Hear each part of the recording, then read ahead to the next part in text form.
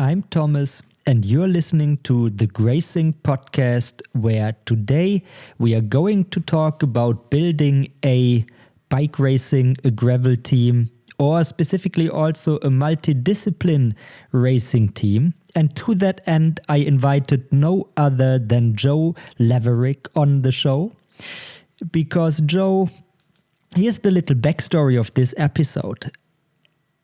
I wrote a piece on the Gravel Stack about how I would create my own gravel team if I would launch one for the 2026 season a few weeks back. And just when I hit publish, I was shown a piece that Joe had published 1 or 2 days prior, which was his announcement and description of his plan to build a multidiscipline bike racing team. And I read it, and of course the timing was perfect, and I really figured out that we are thinking about things in a very similar way, which not necessarily is a good thing, but in this case I liked it and I wanted to have him on. And as I also mentioned in the conversation that we had, he writes so many pieces that are very good and worthwhile reading that I figured, it makes a lot of sense to talk about this project, but also have a bit of a wider ranging conversation about the state of gravel. And actually, because we recorded this on the last evening of the Rouleur Live event in London, of course, a big important convention and expo in European bike racing. We talked a bit about how much gravel was happening there. We talked about the state, the future of gravel, how and why teams are coming to the discipline. And then, of course, about his project and how he goes about it, which is, I think, a very interesting and very cool approach. We could have gone actually a lot longer than we ended up doing. And I will give you full transparency on what happened. So we were recording in the evening at 9 p.m. and then about 1 hour in, suddenly my 3.5-year-old son, who was in his bed sleeping, walks in, goes by me, goes to my bed in another room, and then he shouts and asks for stuff, and we were essentially interrupted. But I think it was also good because it was late for Joe as well after a long time, and we will very likely hop on to talk more in the future. Before we hop into my conversation with Joe, however, a little update on the new Gravel Earth season, and in particular what is happening with the Rift. You know that I talked about it in the last episode already. And last week I filed a piece that should go live any day now. Maybe by the time you are listening to this, it's already live over on Escape Collective, because I talked to a fair bit of people, promoters of races, including the promoters of the Rift and others. And many of them were willing to talk, actually, and also to talk on the record. So here's what I learned. So when I talked about this in last week's show, I mentioned that there was now a new race in Iceland on the calendar, the Kaku Island race, just 2 weeks prior to the Rift, which of course has been in the Gravel Earth series since the inception of the series and now is out. And what went down, according to what I learned, is that the two parties, the Rift and Classmark, couldn't agree on terms for the next season for various reasons. Most likely money played a role in there. Also, there is a branding topic, and we will get into this in a bit. So the Rift ended up informing Gravel Earth series, or Classmark, the company running the series, that they will be out. And 2 weeks later, they received notice from Classmark that, hey, we will be doing our own race in Iceland going forward. And one important thing to note at this point, I wanted to talk with the people at Classmark. I reached out to them, sent them multiple questions, asked for their comment. And I didn't hear back from them at all. I informed them that there would be a piece on Escape Collective coming. Still no answer whatsoever, which, to be honest, I find disappointing because I would have liked to show their side of the story as well. As you are aware, I talked very much about the Gravel Earth series and the races in the last year, and I really liked where they were headed. And this non-communication is, I would have expected differently. Let's dig a little bit deeper. What I learned from talking to many different race organizers is they had the impression that this year, or the next season to be accurate, it seemed like Classmark was a lot more about promoting the Traka. And that is the way how multiple organizers independently phrased it when I talked to them. And this is evidenced by this little subline that you will find in several of the races in next year's season by the Traka. So we will have Santaval by the Traka. And when I talked about this thing last week, I referred to it as merely a branding exercise. But I learned that they approached organizers from different races about being a part of this as well. And while in a newsletter they since put out, they explained that already many other promoters, like the co-organizers they have at Kaku Island, the race in Iceland, and then the promoters of another race they do in Spain, and co-promoters they have in the race that they will set up in Belgium as well. The fact is, they spoke to other race promoters about this by the Traka as well, and wanted that their races also become a by the Traka race, and that didn't sit well with organizers that I talked to. And that is where this idea or perception came from. Look, they suddenly want to promote the Traka, and that is what the series is about. So having learned this, I also heard from races that are no longer part of the series, not the biggest ones, but medium-sized events, that they never even heard from Classmark about the new season. So they learned that they will no longer be part of the new season when the schedule was published. Take that for what it's worth. It is definitely not a great way of handling business, in my opinion. And then this whole Kaku Iceland situation. Look, Classmark is a company, and as a company, you have goals and you have your own business to take care of, and that is your obligation if you run this business. And if they decide that they want a race in Iceland as part of their series, and if they cannot strike a deal with organizers of a race, then putting on their own race is fair. It is in their right to do this, most definitely.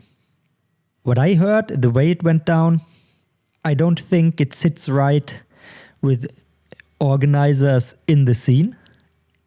Not only the Rift people, but also others. And strategically, that is an issue in my mind, or could become an issue for Classmark. Because unless they decide to go completely in the, let's call it the lifetime Grand Prix direction, where they own and operate all the races that are part of their series, and they still rely on partnering with organizers of races in the future, then having pulled this move could hinder them in the future. And if that is the case, then this could have been a decisive moment for them. Maybe they don't care because they want to go in the lifetime Grand Prix direction as well to have more control over their races, over their product, which also we could create a long pro and con list about this. I'm aware of this. It's not one approach is right and the other one is wrong. That is a long list of trade-offs depending on what you want to achieve. Still, don't think that it was a great thing they did for their reputation in the community there. And that's a shame, to be frank, because as you know, I liked their product a lot last year. And it doesn't start on the best note. Let's see. I also want to be clear here. Let's see what else we are going to learn about the series. For instance, what is the prize purse going to be? What are the rules going to be like? Because that, of course, is very influential for what the Gravel Earth Series 2026 product and competition is going to be like. And also how interesting it is going to be for the pros. Because also on the pro side, people are watching what is happening. And they are making plans for their next season, and these details are going to matter for their plans. Enough Gravel Earth talk. A second bit of news that I want to quickly cover is the new Lifetime Grand Prix rosters for the 2026 season have been announced. I wrote a long piece that is also going to be published this week, presumably, about all the new faces in the series. And it's going to be on Escape Collective as well. Where, by the way, probably you hearing this name a bit, probably it makes sense to mention, I will regularly publish on their site and write about gravel as well in the upcoming month, which is pretty cool. I'm stoked about it. Of course, the Gravel Stack, my newsletter, is going to continue to exist, as is this podcast. But giving gravel a bigger platform, bringing gravel on a bigger platform is a very good development in my mind, at least. So, Lifetime Grand Prix, new faces. On the women's side, it is really impressive because they bring the best gravel racers of Europe into the series. Of course, I'm talking about Rosa Klöser and Carolina Migon. And also two of the best US competitors that haven't been in the series at least this year, and in one case essentially not at all, are Lauren Stevens and Sarah Sturm. So Lauren Stevens has been in the 2024 edition of the series before, but she only competed in one race and then didn't score points. I think it was because she focused on the Olympics, not quite sure of this. And Sarah Sturm, of course, has been in the series already before and is back now. Very impressive lineup. It's going to be a very, very cool season, in particular if all the European racers stay in there until the end. And then on the men's side, there are, I would say, not the one clear highlight, the one or two big names from the European scene that come, who would have had this same kind of stature. I think in my mind, if a Mats Würz-Schmidt would have come to the series, a Magnus Baklaris, then these would be top names. But we have in total 10 new guys in the series. So almost half of the roster consists of new people. Mind you, because we still have the wild card, so it's 22 people for now. 10 of them are new to the series. Europeans, South Africans, very, very interesting. The summary of what I wrote, and I looked into each and every one of them. I knew many, but definitely not all of the people. It is going to be super exciting to see how they perform. I think some of them are at a pretty high level. There is, by the way, also Andreas Seewald, a German cross-country marathon mountain biker, current European champion, former world champion in the discipline. If you followed Gravel Burn, you also saw him racing gravel. I think he is the highest profile competitor, and if he comes in good shape and motivated, then also likely the highest level or one of the highest level new competitors. But some of the other guys, some continental road racers who transitioned to gravel last year, had good results, are in there. So very interesting. make sure to read the piece. And last but not least, I already announced we are going to do the awards again, and we wanted to do it better and bigger this year. They have a name now. Let me know what you think, but we call them the All Gravel Awards. Of course, probably you know I'm a big NBA fan. We have something like all NBA teams, and I figured it's a perfect name in our context because we are not looking at racers from one series specifically, but at the entirety of gravel around the world. So All Gravel Awards it is. And the way how we are going to do it is a two-step process. If you remember last year, we did nominations on a podcast that I did together with Amanda Naumann-Schiek and Paul Voss. We created a shortlist and then people were able to vote on it online. Essentially, we do it, but we just invited more people to what we dub the expert voter panel, which are current racers, media people, online people. The names will be made public after the fact once we did it, but it's think about it like almost a jury. They are going to nominate the riders in the different award categories, and then once we have this vote and nomination process done, there will be, and that's going to be at the end of November, a fan vote once again to decide who gets the awards. So watch out for more info on this, just so you are aware. These All Gravel Awards are going down again, and you will be able to vote and influence the outcome. And that's it. If you like what we are doing here, please do me a favor, subscribe to the podcast wherever you listen to your podcasts. Leave a rating. If you listen on Spotify, drop a little comment. It's much appreciated, and it helps us to gain visibility in the algorithm. You know, it's all about the algorithms these days. And with that, let's jump into my conversation with Joe Laverick. So Joe, thanks a lot for taking the time. I think I started talking to you about coming on the show after you wrote your article about the team you want to launch, and just in a recent Substack post of yours, you doubled down on it. So we will talk about this for sure, but let's start on where you just came from, because you happen to be, I suppose, in London right now. You definitely were a few hours ago and during the last days at the Rouleur Live convention. How was it? And did gravel, which of course is very much the most interesting topic to us on this podcast here, play a role there? I think I saw Caro Schiff was on a panel together with someone who I can't remember right now, but how much gravel was at Rouleur Live? Yeah, so I'm up north in England at the minute. I got the train back yesterday to my parents' house just to visit them, because I spend so much time in the States, as we'll probably also cover at some point. Rouleur was interesting. I first went 3 years ago in 2022 when I was leaving the road. And I mean, I remember there being a tiny bit of gravel, but nothing major. Now it's not every stand, but it seems every second or every third stand either has a gravel bike or is to do with gravel. Is just a part of the industry, and whether we like to admit it or not, gravel and road are very close. I'd say almost a brother and sister. Panaracer, who I'm not just saying this because they sponsor me, but they had a massive stand with all different types of gravel bikes in the corner.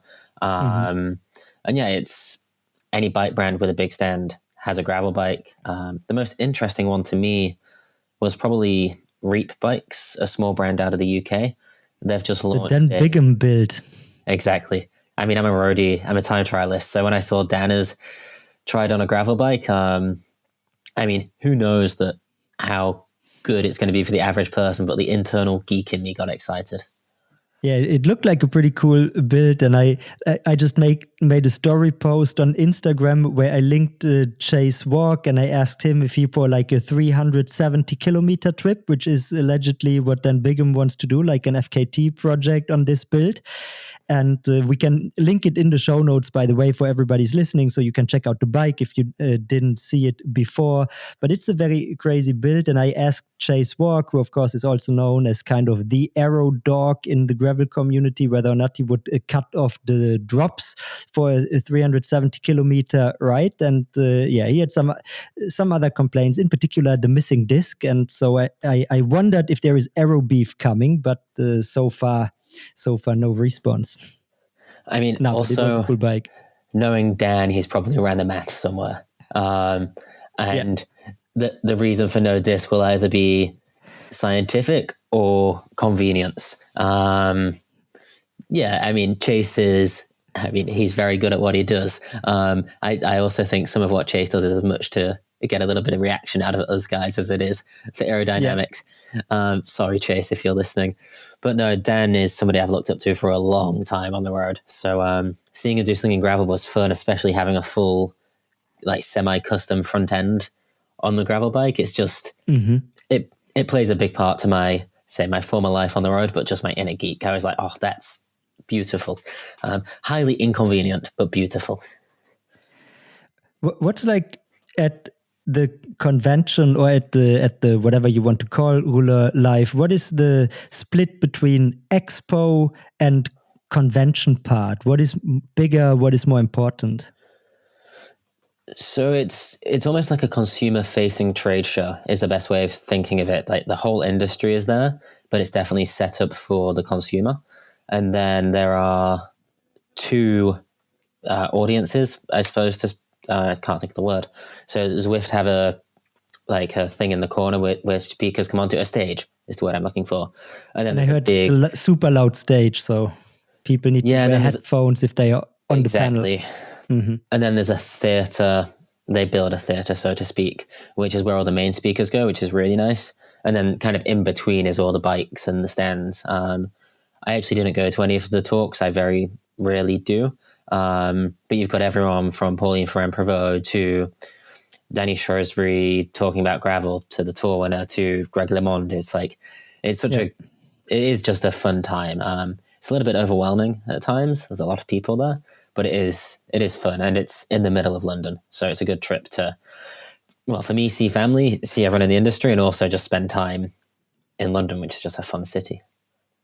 Just a lot of networking. A lot of meetings. Oh, yeah, a lot of meetings. Just like, I think what Ciota in America is to the start of the season, when it comes to networking and industry meets, Ruler is to the end of the season. It's like, it's a little bit too late to sign contracts for most people. Most of those negotiations have already happened, but it's very much a networking event for setting things up for the season after next. Exactly. And both for pros and for people in the industry for work and products and whatever. Because we're all about to go into quiet time. I feel November, December is like the proper downtime. Everyone's either working on product or training. Nobody's really going places. So this is like the final hurrah before we go into, well, not off season, but training off season. And you won't see many people now until, well, in the gravel world, until February, March. Yeah. Santa Val for Europeans. Exactly. I don't know how much your self-definition changed since you wrote the about page on your Substack, but there, I'm paraphrasing here, but you essentially put it like, I'm probably, you would classify me as a privateer right now, though I don't even know what that means. So I don't want to do your current self-identification injustice, but so assuming you are a privateer, how many fellow privateers did you see there at the convention? Were many around, or just a couple of them, like the British ones? Yeah, I'd say since I wrote that definition, privateer has become the more accepted definition, at least in gravel. I still think it's a pretty poor definition, because when you say it to anybody outside of gravel, they don't really know what you mean. So I say freelance pro bike racer. That's my way of describing it. I like it. But no, there was, British-wise, there was a fair few of us. But I think it's that time of year where, unless you're British and you live close enough that you're coming back to see family, or unless a brand has flown you in to be on a stand or whatever, there wasn't a mass amount of us. There's also not a crazy amount of British gravel people. Yeah. Like I saw Danny Shrewsbury, I saw Matt Holmes. There was a few others who I'm sure I'm forgetting about. But there's not a crazy amount of gravel pros out of this country for one. And then it's rare people will come over from the US. A few years ago, I saw Alex Hauser did it, but it's very much a road show, which has gravel as a big part of it. It's not a gravel show. So I think that plays into it. Like on the content side, it feels like mostly everybody is from a road background. The teams are there. I think it works like most conventions in other industries, including other areas of the sport industry. It's pretty much pay to play.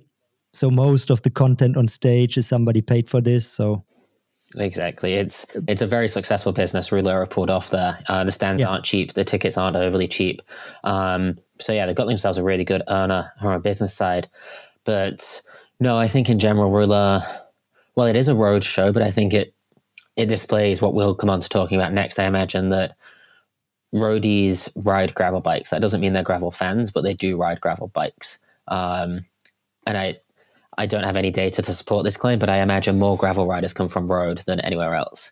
I'd say as a sweeping stereotype. Yeah. Probably in the US, it's even between mountain bikers and roadies. At least at the top end, it seems like. In the pro scene, yes, but I mean in the just your normal consumer. Bike. Definitely. Yeah. I would strongly assume that you're correct there. And also, like, so I had a road bike as a teenager because I was watching the Tour de France, and these were like the Jan Ullrich, Lance Armstrong years. And that got me hooked. And then for a long time, I didn't ride. And I really came back during the COVID times because I had moved. And so I more or less consider myself a gravel native, even though I'm a fan of road racing. And I think that happened to a fair bit of people, because there many bikes were sold. Many people started the quote unquote COVID babies, and many of them went straight into gravel. I agree. And just for riding, like, gravel 9 times out of 10 is nicer than riding the road. I mean, sometimes riding around the lanes I grew up riding here in Lincolnshire, it felt like I needed a gravel bike, even though I was on road. It's just all farm lanes. But no, it's just interesting how, I think it's just my perception of the industry in general is, I think sometimes we get lost on gravel, and we forget that most gravel riders come from road or a small percentage from mountain bike. And I think we need to step back and remember that sometimes. But that's also biased because I am a roadie. But that's also one of the reasons why I wanted to bring you on, because like from the stuff you do on Substack, I don't know how many things you wrote after you wrote the piece about the team that you want to build. And there were quite a few where I thought, that also warrants an invitation, because very often I find you have a interesting perspective on things and you think about similar stuff like I do. And that is one of the reasons why I thought it's really great to have you on, because there is a lot going on in cycling, the bike racing world, and in gravel in particular currently.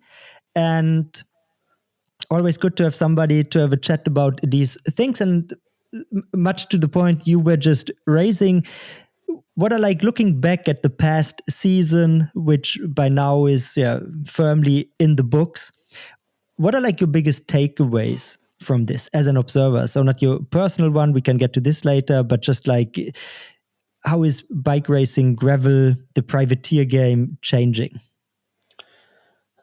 I think this year will go down as I was about to say the beginning of the end of the privateer. I do not mean that. More the beginning of the team era. I think that's quite clear, knowing what I know what's coming next year. But I think Cam Jones's win at Unbound, it was absolutely spectacular, and I love Cam as a person. But I think that race tactic maybe is going to be looked back at as the catalyst, as the reason we need teams. Because what happened when that break got 5, 6, 7, 8 minutes, it kept going out. The big US privateers, the more famous ones, let's say, were looking at the rest of us and shouting to work. The rest of us look back at them as if to say, why would we? Yeah. Why are we going to help you? You're stronger than us, you're fitter than us, you make more money than us. Why would we sacrifice our own race to put you in a better position? And I think that mentality is what we're going to look back on as the reason it's going to change. Also money. Lifetime putting a lot more money into next year. And I think a lot of this is related to other markets in racing in general crashing. So there's no domestic road scene. There's a market crash when it comes to jobs in the World Tour and Pro Conti. And also mountain biking wages aren't that high once you're outside of the top 30. I think we're going to see a lot more talent coming into gravel. There's a whole interesting financial question, which I've realized recently, which people aren't making anywhere near as much money as you think they are. But I think as a scene in general, Keegan being taken off the throne is a great thing. Because he's clearly the best gravel rider in the world, but it's so good that Lifetime wasn't won by him again. But I do think we're starting to see a new era as of next year.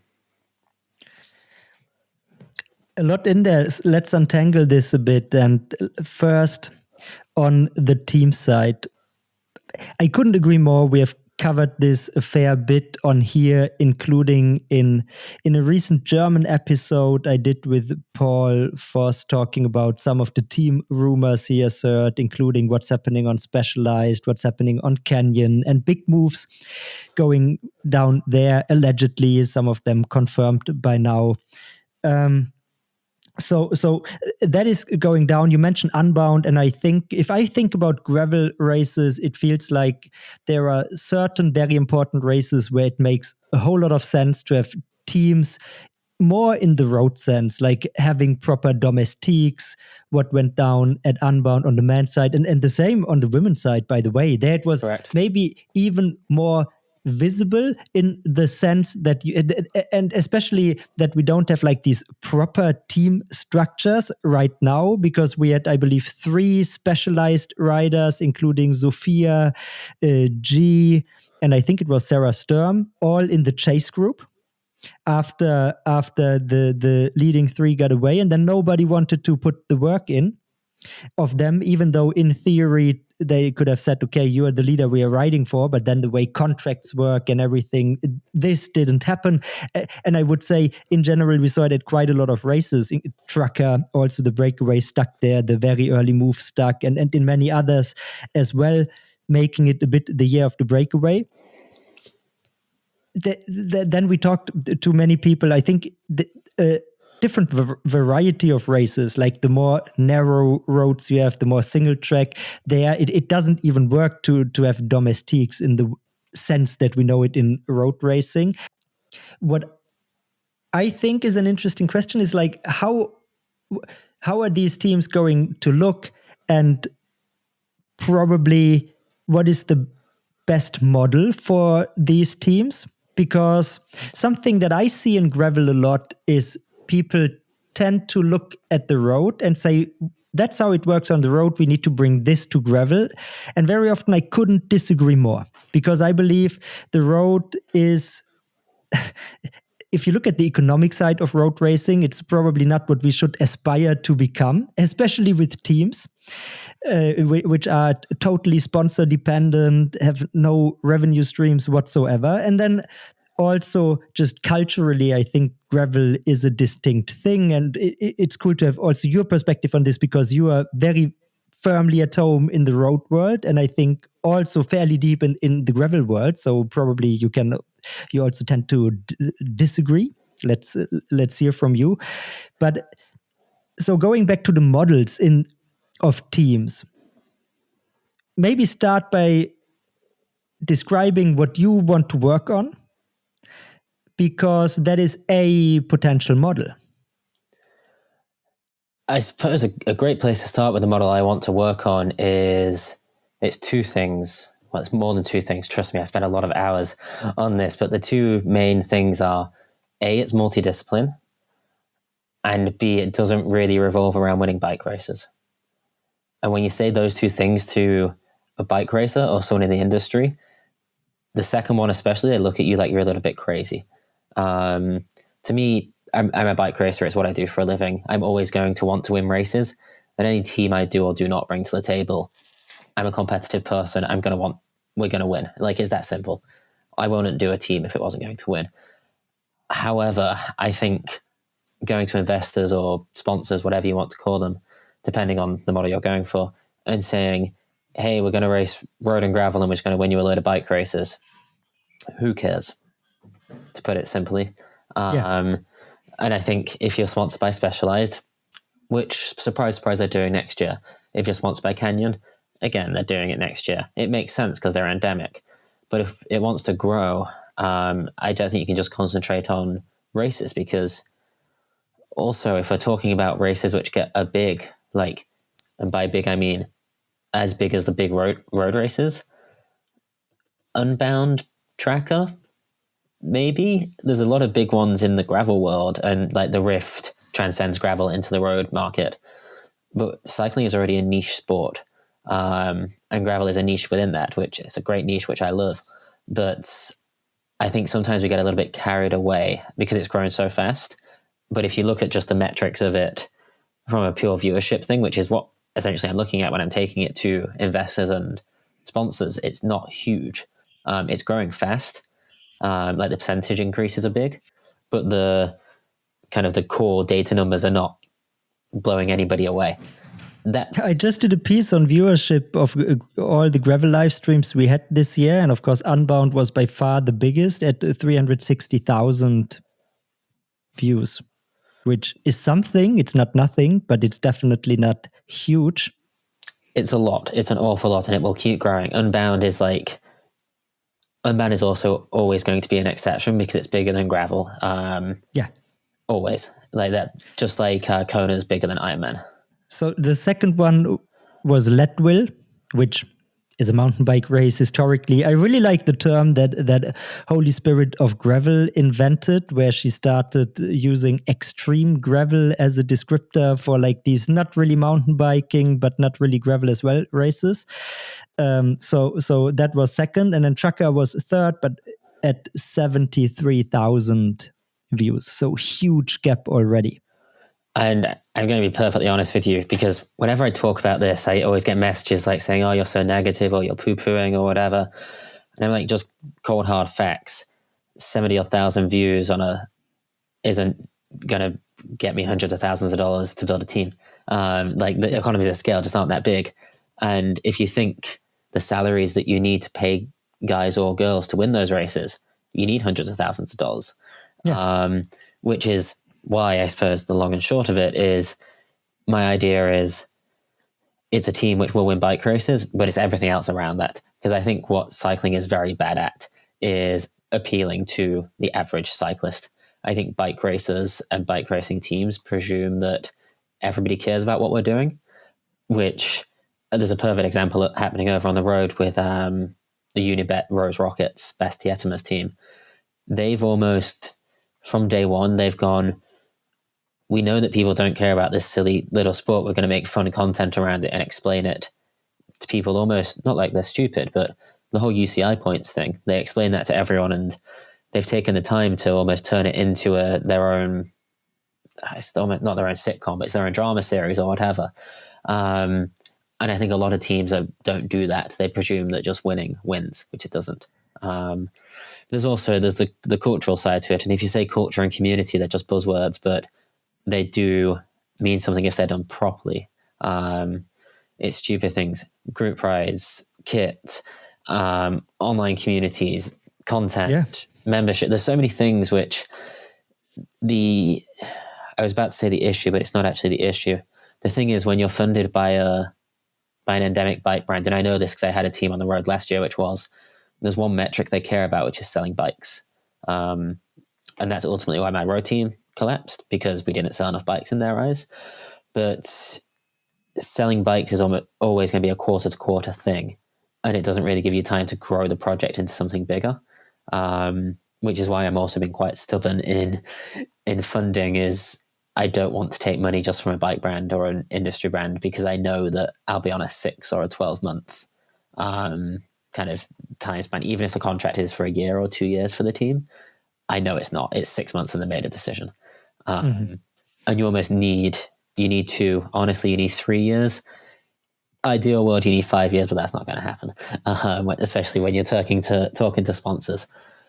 It all comes back to winning, though, because people want to be inspired by pros, but that's not the only part of it. Alexei Vermeulen is another great example here. Actually, I'd class him as a friend, so again, I'm slightly biased, but Alexei's a very, very good bike racer. He's a world-class bike racer, but the reason he's as well known, as well paid, and everything else as he is because he inspires people, and he does the YouTube, he does the social media. He's extremely good in person.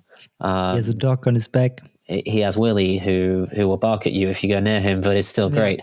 But Alexei's inspired a whole generation of American bike racers, and it's not just young people; it's the people who are spending money with envy. It's people 40 and above.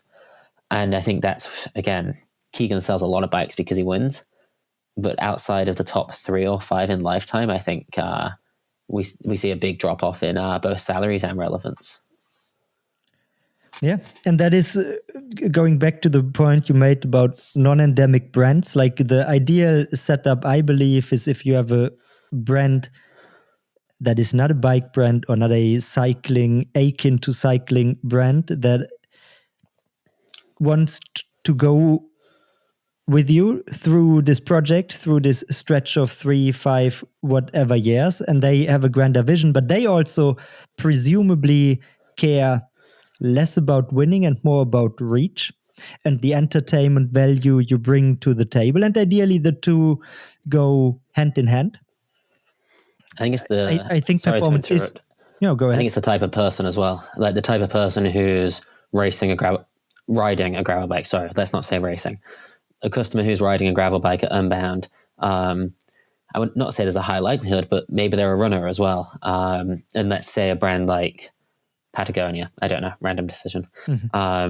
It talks to their customer base rather than just with the cold hard. We put in £100. We need £200 out within 12 months. So also, I think if you speak to a lot of marketers, that's not really how marketing works in the real world either. It's hard to have guarantees, especially in such a short time span. Yeah. But so to summarize, like the stuff you said about your view at the market and how you want to approach your team, because you already dropped them, and I know you also like what they are doing, the UniBet Rose Rockets. Would it be fair to say you're essentially interested in starting your own team that is a multidiscipline team, road, gravel, I don't know if also cyclocross, did you mention anything to that extent? Anyways, a team, multidiscipline, with a very similar philosophy to what they do on the road?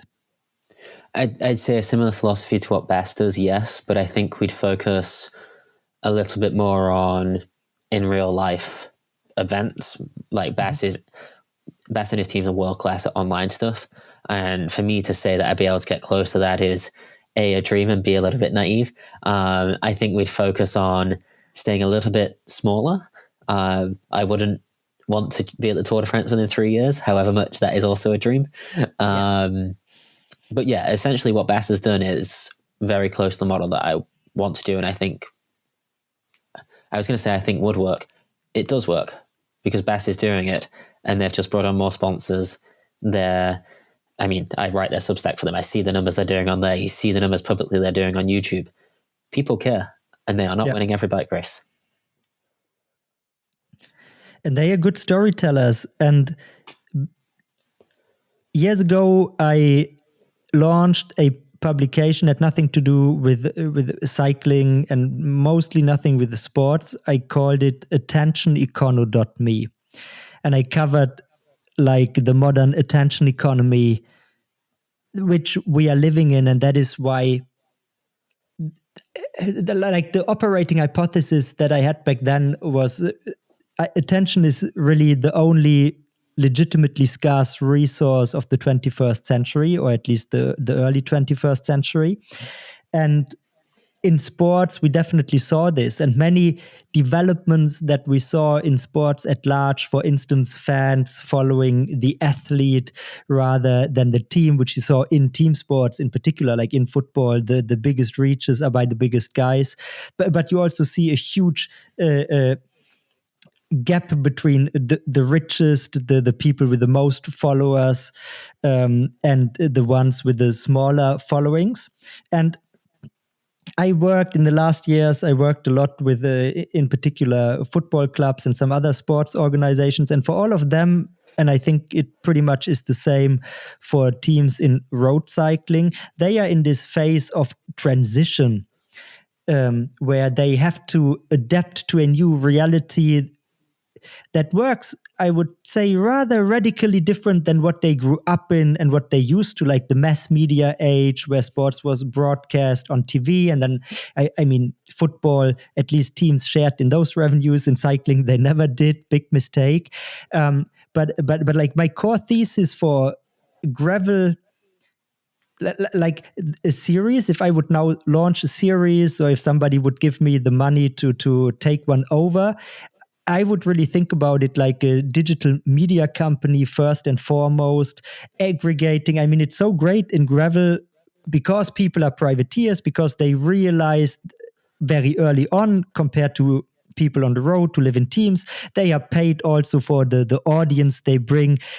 They are so accessible, which in turn makes it so cool for fans. If I compare it from a just fan standpoint, it's so much cooler to follow gravel racing because we have all these personalities. They are so open and approachable. And that is what fans dig nowadays. And road, that is more run by teams, many of them established decades ago, or people in management who are in road cycling for decades, and very few have this mindset of, look, let's be open, let's reach fans, and let's do different things. They are probably even too focused on performance, which is a weird thing to say, but then the fundamental reality is sports, especially like sports entertainment products, professional sports, they need to be entertaining, and if they are not entertaining, then they will cease to exist. Allow me to unpack some of that, because you need to come into a picture with me, because that's what I'm saying. Firstly, attention is all that matters. If you have attention, Bess has proven this. He's such a great case study because he had attention from his YouTube channel, which again, within 4 years, it's going to be at the Tour de France. A YouTube channel has risen into I imagine their budget is north of $10 million. Yeah. Because of their audience. They're nowhere near as good as most of the teams above them. They don't have anywhere near the budget. But people care more because they have audience. And the second you have that, the second you have people who care, everything else can build on top of it. But the audience is so important. And that's where I think the audience and the brand. Like, because exactly. They are cool. I think now they can get talent because they are cool, and probably they cannot yet get today like talent level, but the people they got now, like Groenewegen, probably three years ago, they could not have approached him and said, come here, even if they could have afforded him maybe, but now they can, because they have the brand, the appeal. Exactly, and I do think gravel's going to be going to an extremely interesting place, which it'll be cool to follow in the next 18 months, 2 years. Gravel started as this place where people needed this personal brand. You got paid because of the attention, because nobody was really paying attention to the races at that point. They were paying attention to the individuals. Yeah. Now the races have grown so much and there's so much money behind them. As an athlete, you're incentivized to focus on the performance. And I do wonder if that's going to change the sport as we know it. I do think where gravel is beautiful and where I really disliked on the road was, maybe this is the wrong way of phrasing it, but the lack of PR. On the road, you was always told what you could or you couldn't say so fast, so that most World Tour interviews just follow a script. Thanks to the sponsors, the guys were so strong today, blah, blah, blah, blah. We'll take it day by day. Yeah, exactly. Which, I mean, I've been in that world and you just don't want to kind of piss anyone off.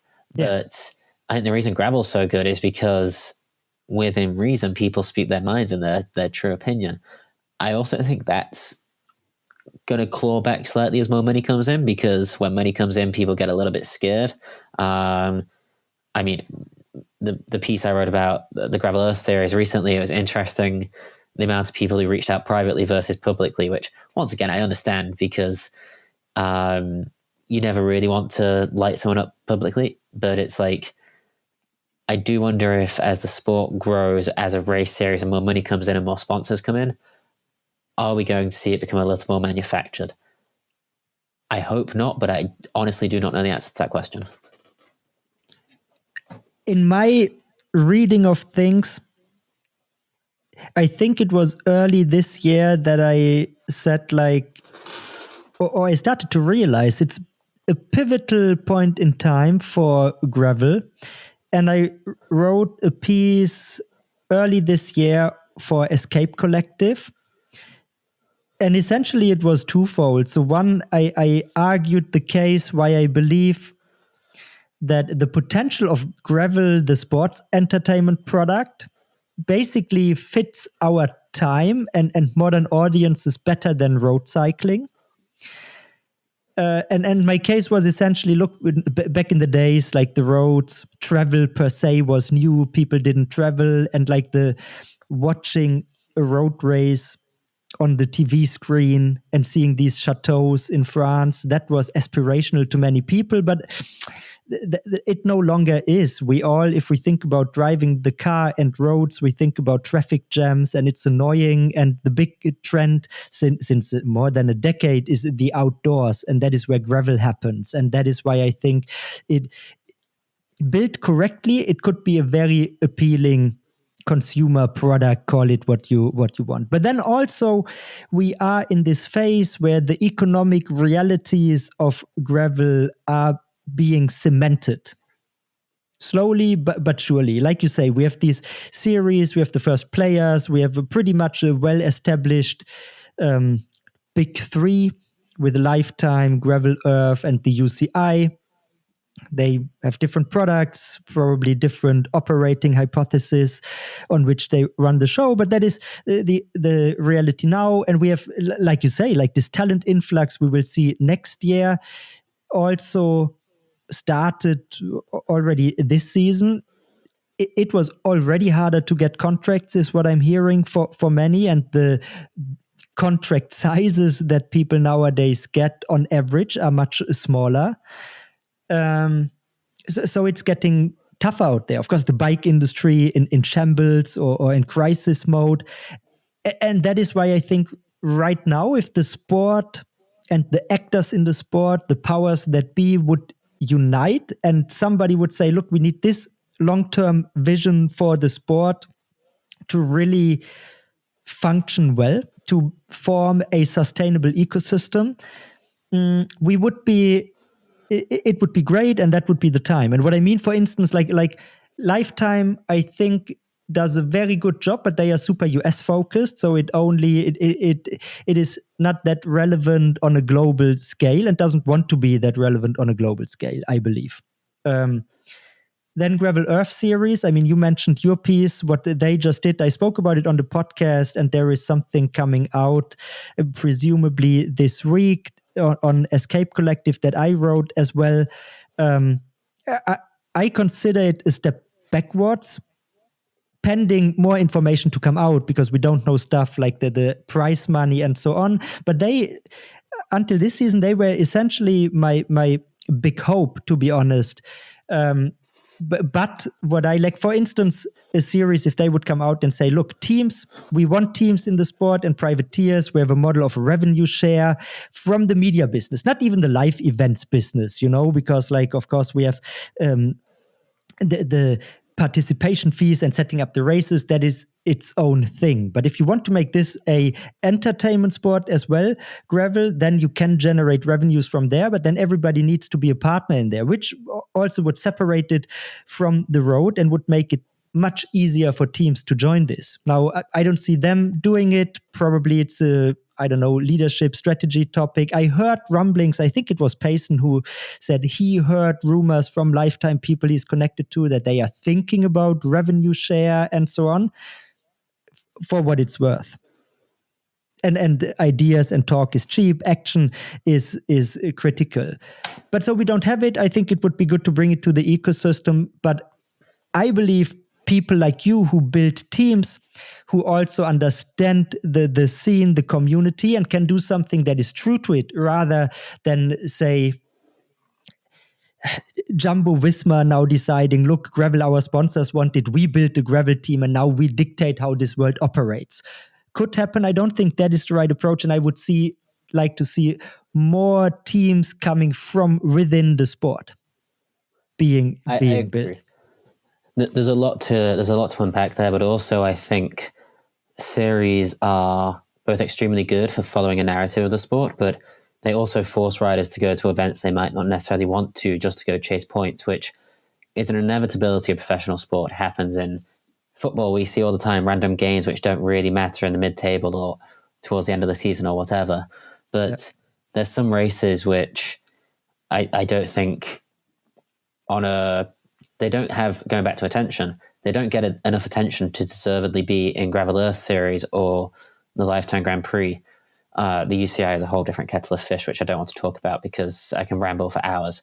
But I think sometimes they're motivated by what they want internally, what races they own. And that's the issue. Is, allow me to go slightly off topic here, but FIFA are the governing body.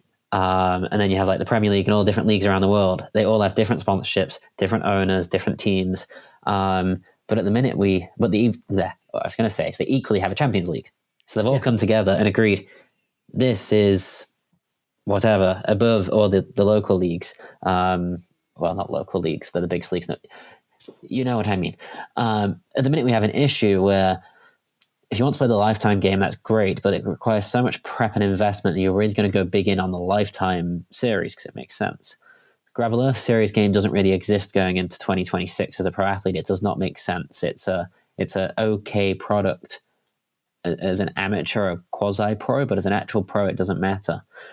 Again, the UCI series is irrelevant in this conversation. Again, as far as I'm concerned, because you can except get points. Worlds. Yeah, except Worlds, which is the second biggest gravel race in the world after Unbound. Hot take, but it's just a fact. That's my opinion. There are no viewership numbers. I had to exclude them from this viewership overview because obviously it would be distorted anyways because it's like on TV in many countries and the stream that was on YouTube, which is geo-blocked. So it's a bit messy. But probably in terms of viewership, it might have even been bigger than Unbound.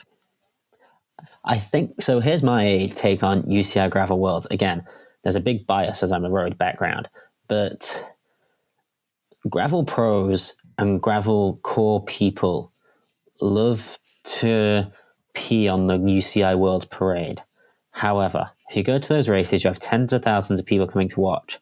It gets broadcasted over all the major cycling outlets, and as you say, it's on TV. So as a long-term play for the sport, we're getting hundreds of thousands of new eyeballs on the gravel bikes. How's that a bad thing? Like, it's so naive and it's so small-minded to think that gravel is Lifetime, gravel is Traka, gravel is whatever. If you ride a gravel bike, that's gravel. And if more people are racing it and riding it, that's good for all of us. Like, it's a sport that's 5 years old and there's so many politics and it just pees me off no end. I think in another podcast I said everything is gravel, nothing is gravel. And so that definitely is a gravel race. And also there can be different versions of it. Like who knows where we will end up. I'm not a mountain bike expert, and I don't know the history of mountain biking, but I know there is short track, there is Olympic, there is marathon distance, and these grew into different disciplines, I suppose, over time. And I don't think it started there. At the beginning, there was mountain biking, and now it's super diverse. And let's see where gravel ends up. Which, by the way, I prefer to talk about gravel as a genre rather than a discipline, which I never made like a super intellectual definition for it, but I prefer it. I think it's almost more this than a discipline. Firstly, I agree. I think that would annoy some people, but I do agree. I also think we're in an interesting point where gravel as a new sport is going to have to go after a shorter form at some point as well. We're seeing this in F1 with the sprint races. We're seeing this even in football with the introduction of things like the Baller League, and there's one out of Spain which Gerard Piqué owns, the King's Cup or something like that. Our biggest product is, excluding UCI World, is 9 hours long, which is going against the current media form of short form. If I'm not racing on that, I'm not sitting there for 9 hours. Like, I'm not sitting there for 7 hours of Milan San Well, Remo, you could not, because they only broadcast half the race, which also meant a lot of the action had already gone, so we couldn't even watch the important half almost. I do think there's an argument to bring something.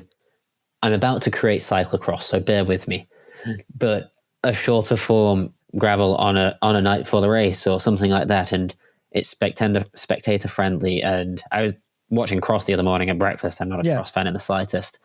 I mean, who was it? Mid-South that had the dirt crit? No, not Mid-South. Which one was it? Valley of Tears. Valley of Tears, that's it. Yeah, like the dirt, that's a cool format for sure. I think there is room for all these different types of races. And I think also one thing we didn't touch upon yet, but that sets gravel apart from other cycling discipline, but also most other sports, except triathlon as something that people watch, is it is also a participatory sport.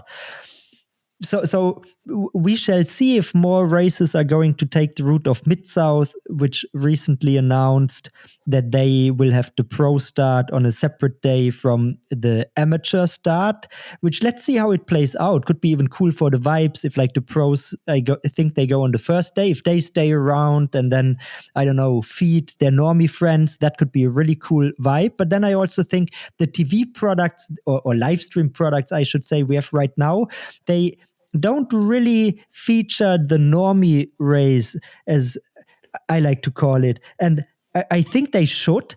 And I think it is an important part of the sport. And let's not ignore it. I think there's two things here as well. I was going to write something about the Mid-South, but I didn't because it wasn't enough of a story for its own article. I think that's one of for a race which has stayed true to its roots for a long time. It's like we had mass start even last year in 2024. I think from Bobby, that's like one of the most forward-thinking things that's happened in gravel. And I think a thing with gravel, because it's so beautiful, because everyone's on mass participation, it means you don't really have fans at the finish line. And again, I come from the road. I love riding in front of fans. I think how we're going to have it in Mid-South is how many thousand people he has racing on Saturday in the normie race, 3, 4, 5,000. Most of them will come out on the Friday night to come and watch. Therefore, it's an even better media product. You have tens of people at the barrier. And if I was the organizer, I don't know how you'd enforce this, but I'd have some sort of clause where pros have to stay on Saturday. Like, unless you can be exempt, you have to be volunteer, go to the feed zone, be in the media car. And I think that'd make a really nice way of bringing, again, it's the whole inspiration thing. If you're a massive Alexei Vermeulen fan and he's in the neutral feed zone during your race and you've just watched him win the night before, that's great. And there is a point to be made that I think that also makes gravel special for the pros who do it. And I can't speak to this, but you can. But like, even he might be very well media trained, but maybe he's not. When I watched all the gravel burn footage, which I watched a lot of, I saw Tom Pidcock talking about how, he was cleaning his bottles in a sink with other people and how much he enjoyed spending the evening talking to normal people at the dinner table. And like some races really have, quote unquote, the vibes. And when I talk to any pro racer, especially this happens at stage races, but also at some one-day events that do a good job at it, that feels good. I don't know what your take is on this, but I mean, that's the reason I fell in love with gravel. Like, I went to Mid-South early last year, and I was like, this is the best bike race I've ever been to in my life. The vibe there, and again, how do you define vibe? It's impossible, but just how it makes you feel, both as a pro and as a cycling fan, it's just fun. And I think that's something you lose in pro road and pro mountain bike, is that fun element, because it's all performance. But I can be chatting to some local dude in his 60s who got into gravel 4 years ago because he saw this race the first time, or COVID or whatever. And then I can move to my right and speak to Cam Jones, who's 10,000k from home and just went Unbound, and everyone's just drinking a beer, which again doesn't happen. What would this mean, bringing this back to your team or for teams in the sport in general?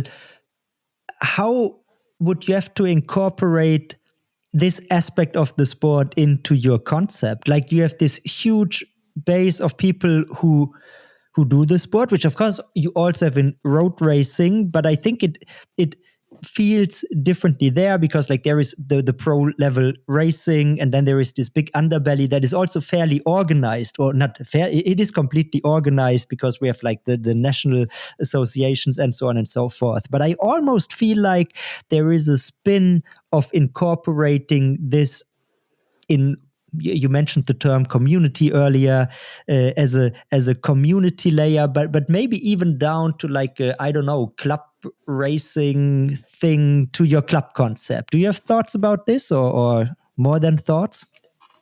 Yeah, so there's two thoughts here. Firstly, we have something called in the pitch deck tailgating, which is what American fans do at big sports game all the time. Explain it, because we have a lot of Europeans here. I know tailgating from watching a lot of American Top Chef, so I'm familiar, but explain it. I don't think it's very known. I mean, I'm not overly familiar as a British guy, but from what I can understand, it's effectively you and your buddies pull up in the car park at a big stadium, you open the back of your car, you open the back of your truck, you sit in there and you drink a few beers before you go into the game. I think you go there many hours before the game starts. You have a barbecue and you eat, and people hang out for hours and barbecuing and stuff. So yeah, this in front of the football stadium, and then afterwards you enter the stadium. That's tailgating. And for gravel, you'd flip it on its head. Obviously, you'd have it afterwards. You wouldn't have beers and a barbecue at 5:30 in the morning in Kansas, although you probably could. And also, there's no reason. What I've learned from the road is that there's a bit of a stigma against wearing pro kit, and this team, when I do bring it to the table, I want it to be that you can go to a race in Europe, I can go to a race in the UK, and someone else can go to a race in the US, and we can all feel part of the same club, the same team. Maybe you win your local cross race or gravel race or whatever. I was going to say I went Unbound. I'm not going to win Unbound, but someone I sign wins Unbound. But you can go out on the group run and say, yeah, my club won Unbound this weekend. Straight face, you feel a part of it. You're wearing the same kit. Maybe you have the same bike. You're in the same group chats. And I think that's where gravel is great. You have all these people underneath who, if they could be a part of the winning team or the winning club, and when I talk about this, sometimes it makes it sound like country clubbing. It's like, I just want these people to pay a bucket load of money to be a part of it. It's exactly the opposite. In an ideal world, you wouldn't even charge. People would just be a part of this thing because you can share Airbnbs, you can share travel, people want to feel a part of something bigger than themselves. Yeah. And if that can also go in with even with like race organizers, maybe you could do cool stuff on this end, no? Like if you say, I have like 500 people here in my club and 100 would like to do your event. Can I do like a bulk purchasing of entries and and so on. So I think there are opportunities that exist. And then also, if it goes back to what we were saying earlier with audience, if you have not just an audience online, but an actual audience of clubs, so then if you're going to sponsors, whether it be these big corporate sponsors or industry sponsors, it's a much easier sell than when not only do you have X thousand people online, but you have X hundred or X thousand people who are wearing the jersey, buying the bikes, going to every event. And there's no reason why it can't happen. I mean, Rafa have something called the Rafa Cycling Club, which has 15,000 plus members. They don't do a lot with it, but you pay $70 a year to be a part of that for a bit of a discount and a free coffee, or not even a free coffee anymore. So there's a model there. It's just bringing it all together, which is what I'm spending a lot of time trying to figure out. And for all this talk, we've been on for just under an hour now. It's like, I still don't know all the answers, and I'm not trying to pretend that I do. It's like every conversation I have like this either helps me prove a new idea, think of another one, or disprove something I thought I knew all along. And that's kind of the beauty of this process. Like, I'm pitching it privately, I'm pitching it very publicly, and then I'm learning along the way. Whereas when I was on the road or with certain sponsors, this is the way it's always been done. We know it works, so let's do it. I'm like, none of us know how it works. Like, let's figure it out together. Like, there is this concept, working out loud. I don't know if you heard about it, but it's pretty much this philosophy of build stuff out in the open, very transparently, gather feedback and reactions along the way, which, like in the software and tech world where I come from originally, that is, I think, a very good approach on many levels. And I think it's very transferable to building a team, especially in gravel, because I don't think anybody knows how to do it very well. And I see some stuff that has emerged over the past few years that I like a lot. Funnily enough, like Rose Bikes is a part of it once again with the Rose Racing Circle. I was just about to bring that up. They're very good at what they've done, and they've basically done the German model of what I'm trying to do. Yeah, it's like hats off. And like for those who don't know them, they are more or less the factory team, you could say, of Rose bikes. And they have this claim, vibes-based performance. And the way they do their content is very, very different from anything you would ever see from a road team, but it works well in gravel. And I think they even got better, because it was probably almost too little of the actual racing that was going on in the early days. And now they found, I find, like a very nice sweet spot. And so that is interesting. And I also find cool what guys like Chase Walk, here we have him again, and Drew Dillman do with their Lunchbox racing team, which is not too dissimilar from what Lukas Baum and Georg Egger do with a Speed Company Racing, just two pros joining forces. Which already this can help, right? Because you can reduce the overhead that each individual privateer has, because one very often overlooked component about being a privateer is not only the time you need to invest into finding sponsors and so on, but you also need to work with them. You need to fulfill your obligations, and like just from a Taylorism separation of work point of view, it makes a lot of sense to have people in charge of this. Just like, for instance, if creating content should be in the job description of a pro racer these days, which I think it should be, then at least have like shared infrastructure for anything from post-production to publication and distribution of this, right? For instance, that could be also the role of the series. Like, say, look, it's great that all of you create your podcasts, your YouTube channels, and so on, but we will help you to get it in front of audiences, and that could be a shared service for all privateers, and it should be. I think the industry should work together, which traditionally it hasn't done, because we're all in competition with each other. Like, Map, Panamal, Castelli, they're all in competition for the same audience, and it's quite a small audience. But what I've seen is when you do work together, even though it doesn't necessarily make sense because you're in competition, it's the audience don't really care if you're sponsored by Ribble, Specialized, Envy, whoever. Like, and I think that's what all these brands are quite small-minded about. I think they're like, no, you can't have a whatever jersey in this video or whatever brand in that video. People don't care. And I mean, I think something we can see across the world is people don't want to be sold to anymore.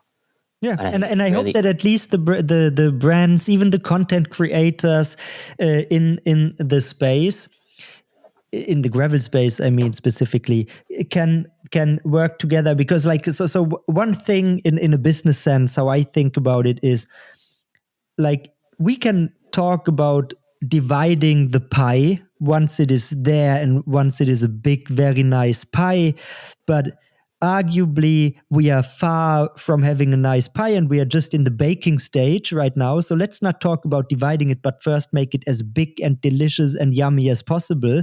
And if we focus on this and everybody does together, then each respective pie will be much bigger and much more delicious. Exactly. And as we see in the tech world all the time, some parts of the pie, or bad part of the analogy, some parts of the pie will be bad. Some parts will fall away. Some companies go bust. And you look back and you go, wow. I don't know, Yahoo. You'd never think Yahoo are as quote unquote small when you look back 20 years. And that's going to happen in gravel. Like, certain parts will die and you'll go, wait, 10 years ago, that was a thing? Yeah. That's part of the development cycle. And that is okay. Even though it's going to hurt, it is okay. So when you started writing about this, I mean, you don't need to name specific brands, but of course you can if you want to. But did anybody reach out to you in the sense that, hey, that sounds awesome, once you have it rolling, we are in? I wouldn't say we are in. I've had an awful lot of conversations. Across the whole industry, actually, and going back to what I've just said, it's like I'm speaking to everyone because I'm not asking anyone for money off product yet. And I mean, I have kind of head nods that it would happen, but I kind of don't want that. I want to be able to talk to everyone and learn, what do Castelli want, what do Matt want, what do Panoa want. If I get an idea of that, it's better because it's the full perspective. I have an idea in my head who I'd go to. I'm not going to share that publicly, but yes, there's if the money comes in from a non-endemic, which, let's be honest, this team isn't going to start January the 1st, 2026. It's mid-26, early 27 at the earliest now. Yeah. If it does, there's a list of people who probably know who they are that are getting called first, both as riders and as brands. But also, what I want isn't necessarily what's best for the team. Like, what I want as a personal athlete. So as that grows, so will my opinion and perspective. But yeah, that's been the beauty of this whole process, actually, to be honest with you, mate. It's like, I put out very publicly what I want to do without any money behind me. And the feedback I've got, both from the audience, people who just ride their bikes, follow on Instagram or whatever, but also the top end of the industry, like the C-suite level, it's been overwhelming. We want to help you. And I don't mean we want to help you as if we want to give you $100,000 or 100 bikes or whatever. We want to support you with an opinion, which sometimes you're like, oh, another phone call, but it's all good. And the biggest takeaway I've had is that the industry wants something like this, but they don't really know how to do it. And it's going to take more than one of them to do it. Like, Envy couldn't do this solo. Too much money, too much time, too much resource. So it's going to take us doing it together. What do you think needs to be the starting point? Does it need to be like having the brand signed up on the basis of the pitch deck, or do you actually need like the YouTube channel, much like Titema had initially, because that is the core asset, or how, like, I don't know if you want to share this, but like, when do you think it has the level of maturity that you would feel comfortable kicking it off? I don't think there's a right answer to that question, and that's not me avoiding the question. You could argue that I'm at the right point now to kick it off. I'm not, because I don't have the cash behind it. Yeah. It's really hard because, yes, you could say I should do a YouTube channel, but maybe that takes away from my writing. I do think if I look back, say the funding comes through, if I look back, I'll go, wow, you were doing a lot of the steps without realizing you were doing the steps. There's a part of me which is looking at launching something next year, but I haven't decided, so I don't want to commit to A, anything publicly, and B, I honestly just don't know the answer to that question, which I'm happy not knowing yet. Yeah. I think a lot of people in cycling, especially on the road, pretend that they have all the answers, and in my opinion, it's better to say you don't know than come up with some spiel. Couldn't agree more. I mean, and much like you say, I don't think there is necessarily a right point in time. I mean, you need to, if you want to start a team, you need riders. If you want riders and you want to do it in a good way, you need to be able to pay them. So I think having some kind of sponsorship agreement in the first place, I think probably you need somebody who really understands your vision, and you need to have like soft commitments from the people around you. Would say, look, I'm in not only on the rider side, like if they ask like, yeah, we need video is so important with video, you need somebody on that end where people say, okay, if that person is doing it, they have the proven track record of doing it great. And if you have these puzzle pieces lined up, then I think you can put it together at some point. But yeah, that would have been my question. What is like your how concrete is it, and what is your timeline? You pretty much already answered it. Did you set like a deadline for yourself? Like, okay, I want this to either come together or not by day X? Yeah, so I had, originally it was mid-October, but really that came end October this year. This year? Yeah, that was to go basically have a team at the start line mid-South 2026. Mm-hmm. In hindsight, that was so stupid and so naive and so dreamful of me. That was never going to happen. Now I'm learning this is going to be a much longer process, and that's for the better, that I'm not going to be rushing into it. I'm talking to a fair few different, let's say, interested parties. That sounds cryptic, but it's basically a few different conversations happening. Yeah. We could sit here in 2 years' time and I never got anything off the ground, but at least I tried. At the minute, no, the earliest it will be mid 26, which I'm debating a soft launch if the funding comes through, with a view of going in 27. But allow me to be clear, there's no contracts, there's nothing signed, we're not even close to a contract yet. So no, it's not going ahead yet, but it could. So when you talk to these brands, what is your perception of oh, hang on, my son is just walking in here from bed and going to my that was interesting.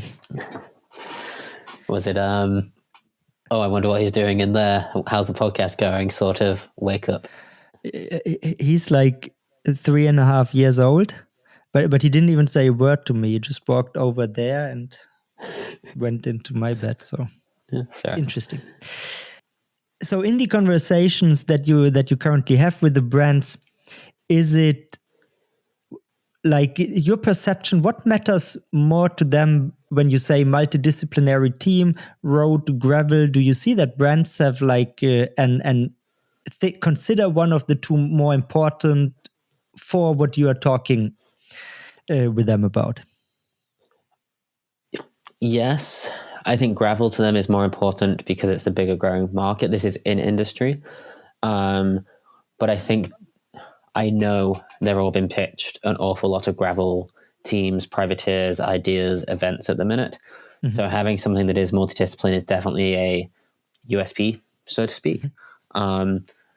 I think gravel is like the darling at the minute of the industry, and it's an easy yes to pump money into it. Especially because in most companies, gravel sales are just going up, up, up, up, up. Yeah. So yeah, I'd say gravel is more important, but it's never, you must win this race, you must win that race. I'm also, the conversations I'm having are kind of soft pitches. I'm not going to any bike brands or kit brands and saying, hey, I need 50 grand and 10 riders worth of kit. It's more the conversation, which is over a coffee or a beer, being like, you know what I'm trying to do. how would this look like to you, whether you want to be a part of it or not? What do you think it would look like? So that's a lot of the conversations I'm having at the minute, which are hopefully going to set me up well for the inevitable contract conversations in 6 months, a year, 2 years' time. Mm-hmm. I don't know how specifically you already thought about the racing side, but I have a few questions in mind on this end as well. So we just had a brief kit-related interruption here, so I'm jumping back in. But the question I was trying to ask just before this was, like, if we look at the racing and you have racers for road and gravel, I guess like from a fitness and training perspective, this works for many gravel and road races. Do you, on the road side, foresee what would it be? Would it be like continental level team, or where would it be? Or would it just focus on domestic US races that are non-UCI races? And if you do UCI races, did you hear rumblings, because I recently did, but I didn't get any confirmation, that allegedly the UCI would be looking to, going forward, enforce non what do they call it, non-licensed races. So there is this thing, if a especially world tour level or professional rider, they are prohibited from racing in unsanctioned events. And of course, most of gravel, Lifetime Grand Prix, Gravel Earth Series is an unsanctioned event. So far, they didn't enforce this when it came to pros going to gravel events, but presumably they could. Then I heard some other people say, look, they tried it in mountain biking, but then they never really enforced it. Did you hear anything in that regard? I heard, I saw something on Instagram, and my immediate thought was that's almost impossible to do, and they get so much backlash that it would be impossible to even exist. But equally, this is the UCI, so the idiocy has no bounds. But no, I do think, and I think by year 2, I want the team to be continental level on the road, because that means I can go play in like Troyes-Lyon or Tour of Britain, which I think would be another cool thing to race Unbound 1 week, Tulsa Tough the next week, and then also be in Tour of Britain. Does it mean that my riders wouldn't be perfect for every race? Yes, like the fact of life. Would have a 15-man roster at best, and you wouldn't be on top fitness all year. But as I said, that's fine, because the whole point of this team isn't to win every single bike race we do. If we did, then I'd be having a very different conversation with my partners. I've got nothing wrong with that. We'll win some races, but we'd also lose a lot of races. But that's just the sport. So to bring this to an end and not take up too much of your time, if people hear this and they think that is a cool project, I want to support this, what should they do? Just reach out so you can have another conversation? Or is there also anything more specific that you're currently interested in? Honestly, at the minute, all I want is opinions. I mean, if you have $500,000, my inbox is open at all times. You take them? Yeah, I'd take them, and I'd build a really cool cycling team and everything else, what we've spoken about. But no, I just want as many opinions as possible, and whether that's from pros or from what I suppose we've called normies, or anyone who rides or races or cares about gravel. I'm kind of presuming the thinking I'm going for is kind of on par with what's wanted. But apart from that, I'm open to anything. So yeah, please DM me on Instagram, email me, reply to a Substack, whether we just message for 15 minutes, whether we call.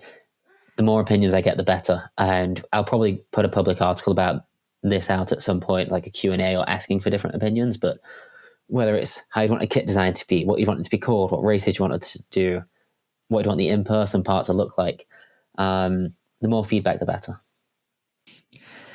It's a really interesting project, especially because, like, in my humble opinion, you're starting it with both the mind and your heart in the right place for this kind of undertaking. And I think it is what we need in gravel. And then ideally you can find like a competitive budget, because I assume that 26 will set a new benchmark, and 27 probably will once again. I mean, unless it all crumbles and breaks down, which could also happen. I mean, I don't think that we are at a maturity level yet where like another bad year for the bike industry could not also heavily impact the gravel racing scene. Well, it could be. I mean, I wasn't around at the time. I was still a kid, but I suppose like the dot-com bubble, a lot of things go bust, but then some survive and get even bigger. Yeah. I mean, gravel will never go away, but just the racing scene as we currently know it is not like built on such a solid foundation. I believe that it is like unshakable. I wholeheartedly agree. And that's something I've been thinking about a lot recently. I think gravel is growing. And again, the pie analogy, the pie is getting a lot bigger. But that doesn't mean the pie is set. It's still, we've just put it in the oven kind of thing. Yeah, it could still come out all smashed into something not very appealing looking. And then you need to start baking again, and maybe your second try gets better. Let's see. Yeah, we'll see. I mean, there's plenty of time. That's the good thing. Now I don't have the pressure of bringing this to the table for 1st of January. Honestly, I think long term that's going to be better. Good. So, Joe, it was a pleasure to talk to you. Also, I have like a kid situation going on in the background. I definitely hope we can continue this in the not too distant future. It was a lot of fun, and it's late at my place, at your place. Enjoy the rest of your evening. Thank you. We should definitely do a pre-Center Vi call because there will be a lot more out by then, I imagine, both hopefully from me, but definitely from the industry. Yeah, that sounds like a good idea. I will get back to you. Nice one. Thanks very much.